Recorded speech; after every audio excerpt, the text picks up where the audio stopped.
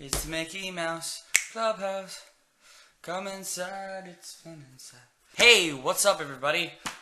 This is Gone Girl, the longest book I've read in the challenge at all. This is episode 6. I would like to point out because I never really say what episode I'm on. And before I start, I just want to talk about particularly the length of this book. See, I really didn't think I would finish this book when I wrote it down. Basically, the reason for the problem in the list that Gone Girl was moved further down instead of being number 6, just so I would be more accustomed to reading, which I kind of backed out of because as you know, because it's called Stanley's Challenge, I'm not one to back down from a challenge. The book is about 554 pages, which is basically the longest book I've ever read, next to one of the Harry Potters, which Harry Potter doesn't even count because at its base it's a children's book. But this is basically the longest book I've ever read.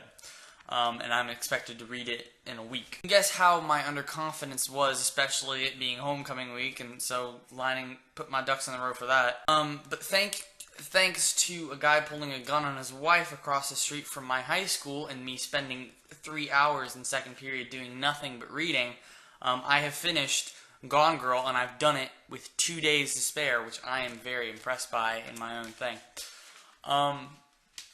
So I'm just going to go ahead and read the last page. Here we go. Nick has spent all his free time these past months slathering my belly with cocoa butter and running out for pickles and rubbing my feet. And all the things good fathers-to-be are supposed to do. Doting on me. You say that a lot in this book. Never learned what that word means. He's learning to love me unconditionally, under all conditions. All of my conditions. I think we are finally on our way to happiness. I have finally figured it out. We are on the eve of becoming the world's best, brightest nuclear family. We just need to sustain it. Nick doesn't have it down perfect. This morning he was stroking my hair and asking what else he could do for me, and I said, "My gosh, Nick, why are you so wonderful to me?" He was supposed to say, "You deserve it. I love you." But he said, "Because I feel sorry for you." Why? Because every morning you have to wake up and be you. Oh, Nick, I love you. I really, truly wish he hadn't said that. I keep thinking about it. I can't stop. I don't have anything else to add. I just wanted to make sure I had the last word. I think I've earned that. Finish pile. I dropped the book. Okay, so... Oh my god, my phone went off. If you haven't read Gone Girl, like right now, you don't need to watch this video. Not only because I spoil things, because I usually do, because I don't put on my spoil filter for reviews, but because I'm going to hype this book to no extent. Absolutely no extent. So if you plan to read the book or watch the movie after I talk about it, you are most likely going to be disappointed by how fantastically wonderful I enjoyed this book. This book is very polarizing, as people have been saying, that either you hate it or you love it. And some people say things like, I hate the characters, but I can't stop thinking about the story, which my grandmother said when she read it for the first time, which is basically the reason why.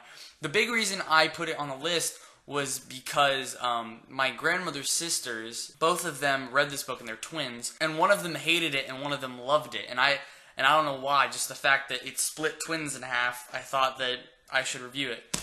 So my review is, this is probably the greatest novel I've ever read in my entire life. Probably one of the best books I've read ever. The best piece of work that I've literally ever read, and that is how much I loved it. I don't know why, but this book hit such like a tone for me. It hit my resonant frequency, and it just hit it so hard that I don't know why, but I blazed through the book how I've never expected myself to blaze through a book. Now, there are a couple qualms with the ending, and one of my big ones, let's just take a drink of water for this.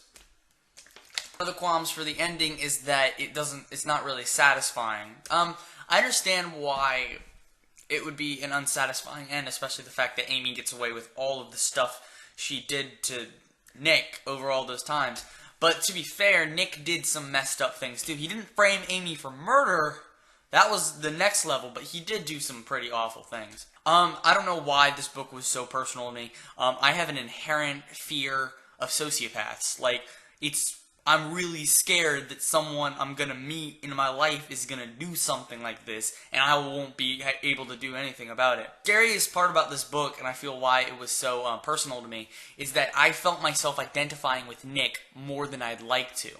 One of the things someone has told me before is very similar to something that was said in the book. I tried to dog-ear it, but I just don't like to dog-ear books. They said you would lie, you would steal, and you would kill just so people think you're the good guy, which is kind of something that I would do. I'm not saying that I would go cheat on my sociopath wife, but it frightens me the fact that this happened to a guy who has similar values to me. And this is the first time I feel like I've read a book that deceived me so completely. I can't ever say that I've read a book and every single thing they threw at me I wasn't expecting.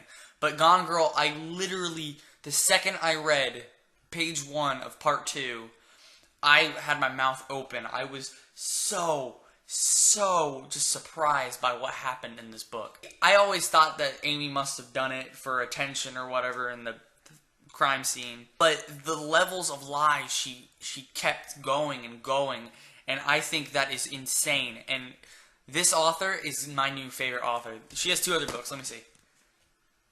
Dark Places and Sharp Objects. I will be absolutely sure to read those 2 books just because of how wonderful this book is. I found myself going through this book faster than I've gone through any of the other books on the list, even though its length. It is wonderfully crafted. It is a magnum opus. I've never used that word in my life, and I learned it yesterday. But this is the greatest work that, I regret to tell you, that this is the greatest work she will ever make. And it's not because Gillian, I don't know, Gillian Flynn, but I'm going to keep saying Gillian.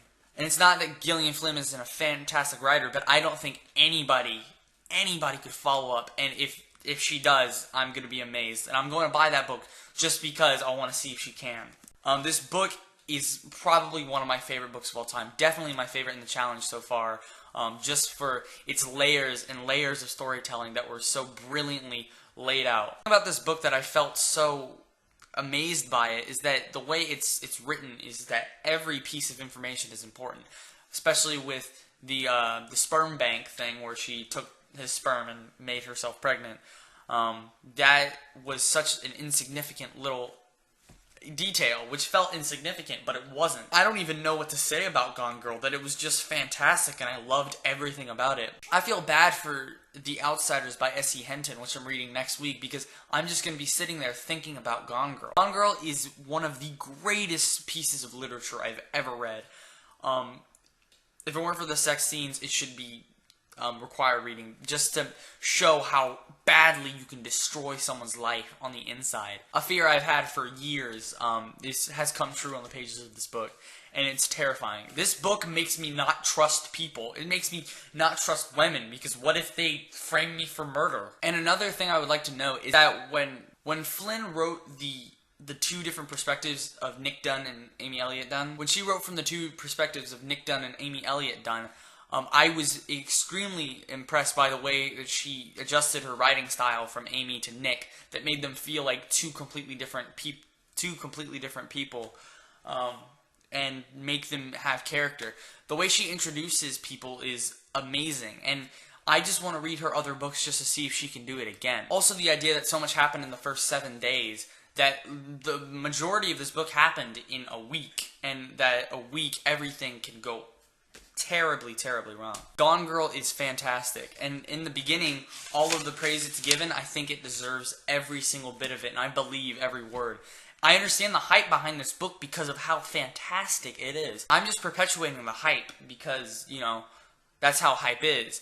But it deserves all the praise it gets because it's amazing. I find myself using the word amazing almost ironically, but not really. That this is a masterpiece. It's beautiful. It's definitely not beautiful. I don't know why I use that word. It's dark and gritty and disgusting, but it's amazing. I really don't know what to say about this book, but I loved it. This is an amazing book. I'm going to keep it on my bookshelf. I might even actually read it twice before the week is over. But one thing I would like to recommend to someone who's trying to read this book, don't read it over a long period of time, because I find that people who took longer to read it liked it less. If you want to read it, you have to blow through it really quickly, because that's the best way to read this book, because you can pick up on details and have them fresh in your mind. So don't go read this book and read another book. This has to be sole focus. That's it. That's my best advice for someone who wants to enjoy this book. I have nothing left to say except for this. I just like to point out, when this video was made, Gone Girl, the movie, is number 77 on IMDb's top 250, and I think it's the most recent movie I've seen that's on the top 250. I haven't seen it yet. I'm probably going to see it next week. I might even make a video about how I liked it and how I liked it versus the book.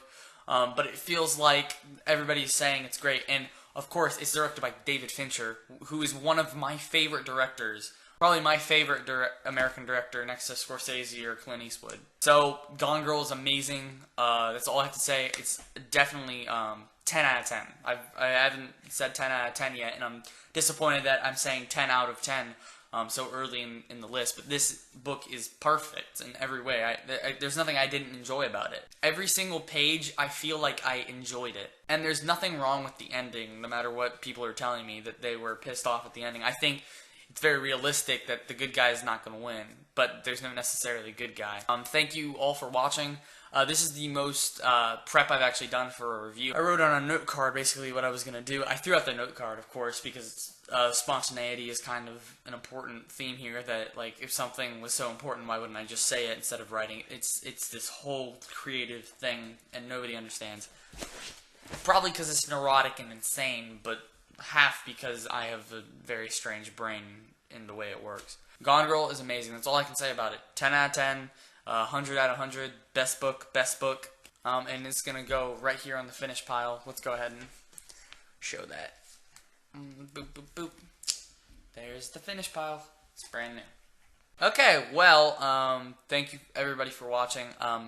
You can click the link in the description for both my book and my Twitter, which you can follow, twitter.com/StanleyWrites. Thanks for watching again. Next week, we are reading The Outsiders by S.E. Hinton. I've heard a couple good things about this book. I hope I enjoy it as much as Gone Girl. Doubt it. But anyways, I'm going to read The Outsiders next week. Thanks for watching.